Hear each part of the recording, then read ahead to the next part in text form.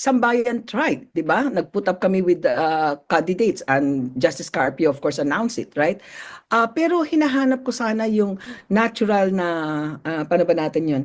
Yung kusang loob na Oh, pagsasama-sama. pagtipon-tipon, Oo. oh, correct, correct. Ngayon, ang learning ko, sa gitna ng tinatawag na political strategy, mukhang hindi darating yan. Kaya ang ginagawa ko na lang, mag-isa ako, total, ako naman talaga ay independent, di ba? Kung halimbawang Yeah. ako ay isama ng makabayan, okay. Kung halimbawang may naniniwala na maganda kaming magsama ni Luke, okay din. Kung sinasabing kasama ko si Kadodong, okay. Kung Kiko Bam, okay din. In other words, hinayaan ko ang mga mamamayan na sila ang mag-partner o magbahagi sa akin sa ibang partido. Pangarap ko yun. Pangarap ko yung strong opposition. Pero sa tingin ko, dahil hindi pa ako politiko, hindi ko alam gawin yan. Baka pag politiko na ako, kaya ko nang makipagsama sa kanila.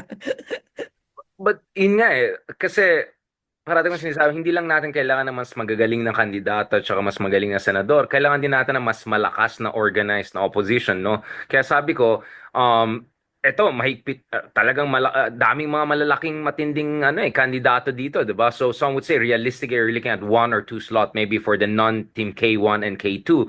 So naintindihan ko na maybe some people are saying let's just focus on our side.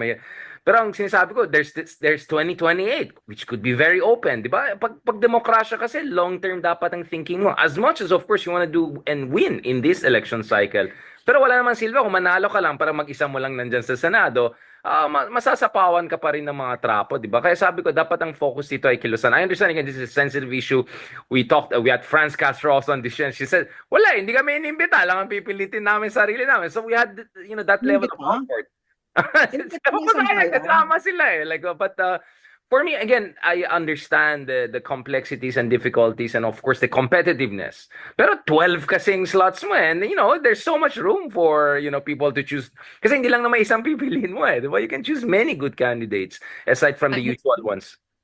Honestly, ang tingin ko, parang pinoproseso pa. Alam mo yun? Parang pinoproseso pa. Siguro kapag nakapasok na sila safely sa 11 and 12, and then they start looking at us, di ba? Kasi nga naman, paano kung halimbawa, masyado rin tumaas and then kakompetensya pa, di ba? That's political strategy, right? So, ang tingin ko, hindi malayo yan. Umaasa ako. Ginagawa ko naman yung sarili kong bukas sa ganyan. Kami na yung nauna sa step na yan. Sambayan did it, di ba? Nag-ano kami, come up kami with 8 na in-endorse namin, ano. Pero parang hindi masyadong pumutok, Oo. hindi masyadong nag-create ng traction. So ang tingin ko at ang challenge ko, baka pwedeng mamamayan ang magtulak, 'di ba? And Which then is what I see. Ang dami mga pictures na sinasama ka sa ibang with Luke, with France, with Kiko and Bam, dumadami na kasi yung purple, green, and pink. So, nagiging organic, literally, even yung pagti-team up sa inyo, na like people are putting, parang crowdsourcing na ito, no? This is an oh, incredible, but I mean, it's crazy when you think about it, bakit hindi organizing opposition, but at the same time, parang it's also very interesting na yung mga mamamayan mismo ang nagtutulak sa inyo. Uy, magsama naman kayo para kahit pa paano may team liwanag rin tayo.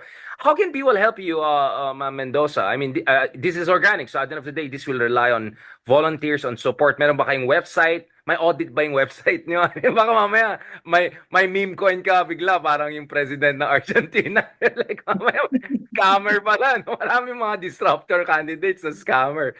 Is there like a Bitcoin you're selling that people can buy or something? Richard, balikan ko lang yung sinabi mo kanina, no? Tingin ko Please, please. naghahanap pa rin tayo ng isang leader na tatayo at magsasama-sama at magbubuklod-buklod, ano? So we are in that process siguro. I'd like to think so. Now, paano ba matutulungan? Una, ang lagi namin sinasabi, this is basically a digital campaign. So, like, follow, and share Heidi Mendoza at Facebook. And then, of course, meron tayong Volunteers for Heidi Mendoza kung saan nag-uusap-usap yung volunteers and then nagki-create ng mga chapters and groups. And then meron din tayong Heidi Mendoza for 45 sa TikTok and we're also on X. Paano makakatulong? May iba't iba hong mga youth na sila yung nagtutulak nito, ano? At sa kanila lang talaga ako pumayag na mag-raise ng funds kasi nung dati ayaw ko. To be honest, ayaw ko dahil sabi ko hindi ako sanay dyan at ayaw ko masira yung pangalan ko dyan. Pero nung nakita kong tipo nagtitipid ng baon yung mga estudyante, na-touch ako doon. So sabi ko, okay, I will endorse it provided public yung account at may audit. Okay? Marami naman tayong accountant. So how can you help? Like, follow, and share, of course. And then Mag-volunteer po tayo. I need creators, I need editor, video editors, I need siguro yung tinatawag nating yung social media patrollers, yung magbubuo ng magpapakalat, yung sasamahan ako sa mga palengke tours at sa iba't ibang sa mga simbahan, etc. Pero siguro isa lang yung talagang kailangan ko. Ang kailangan ko ipakilala kasi matapang, malakas ang loob ko na kapag ako'y tunay na nakilala, hindi ako